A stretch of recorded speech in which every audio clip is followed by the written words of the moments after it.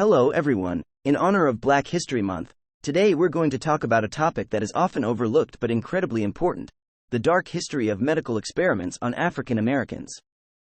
It's no secret that African Americans have long been the victims of discrimination and mistreatment at the hands of the medical community. For centuries, they were subjected to horrific medical experiments and treatments without their informed consent.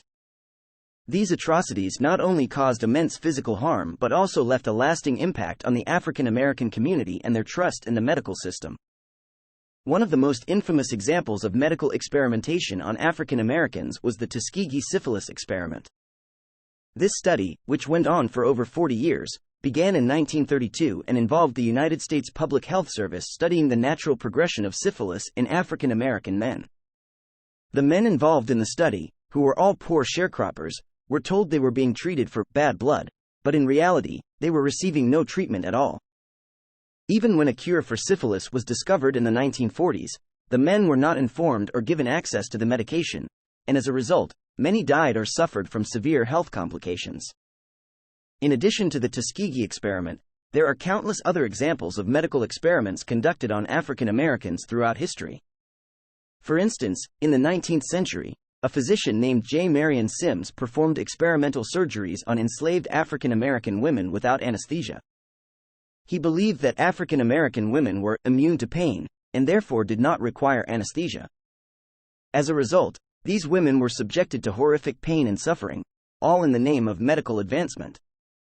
Furthermore, during the 1950s and 1960s, African American patients were often the unwitting subjects of experimental treatments and procedures. For example, Henrietta Lacks, an African American woman, had her cancerous cells taken without her consent and used for medical research. These cells, known as HeLa cells, have been widely used in medical research since their discovery. However, Lacks and her family were never compensated or informed about the use of her cells, and it wasn't until several decades later that her story came to light.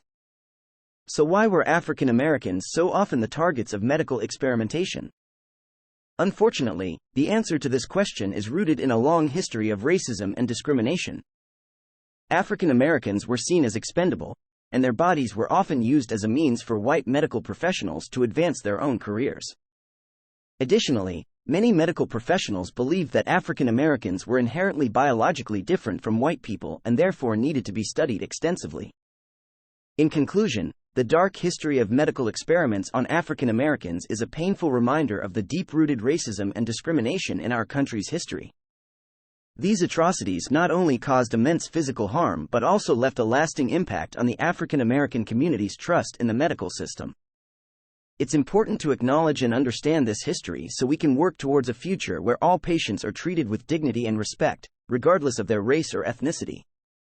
Thank you for watching.